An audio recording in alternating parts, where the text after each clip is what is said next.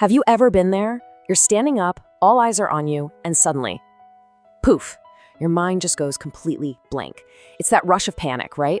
Well, you are definitely not alone. Today, we're going to crack open Dale Carnegie's timeless blueprint for turning that fear into real, unshakable confidence, so you can finally say what you mean clearly and with power. Let's dive in.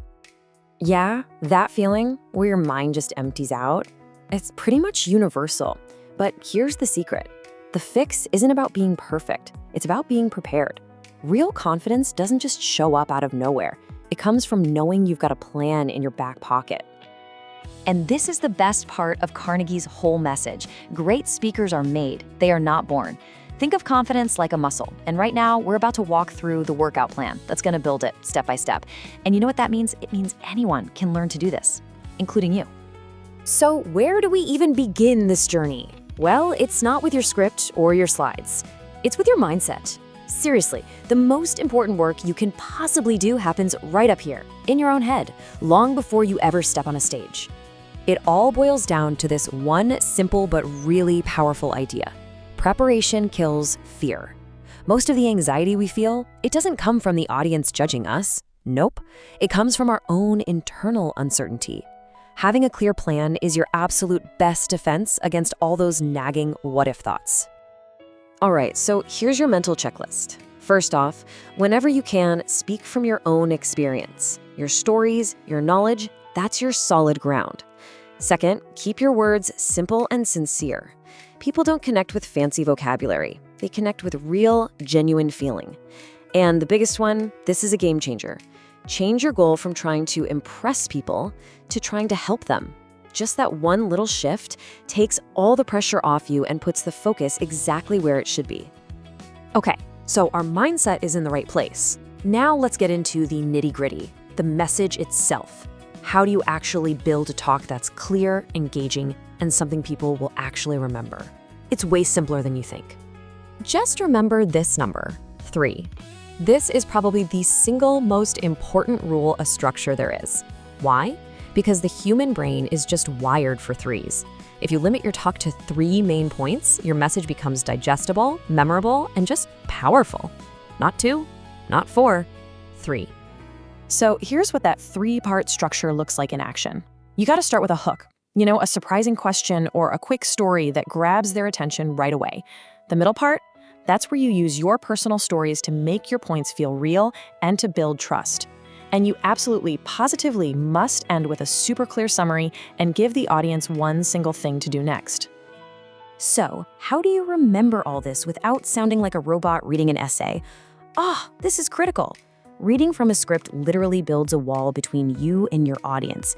It sounds stiff, but just a few keywords on a card, that's your guide. It keeps you natural, conversational, and right there in the moment with everyone. And this right here, this is the power of storytelling. An abstract idea like discipline, it's kind of boring and easy to forget. But a personal story about a real moment when discipline actually changed the game for you, that's compelling. It's believable.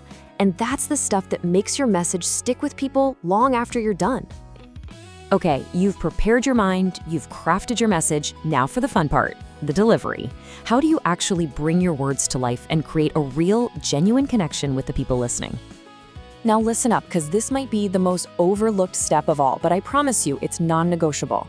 Just thinking through your speech in your head is not practice. You have to physically say the words out loud. It's the only way you're going to catch awkward phrases, feel the rhythm, and build that true vocal confidence. Have you ever listened to someone with a brilliant idea, but they deliver it in a total monotone? It's painful, right? Your energy is the vehicle for your message. Varying your volume, changing your pace, using a good pause here and there, that's what keeps your audience leaning in instead of zoning out. And don't forget, your body is talking too.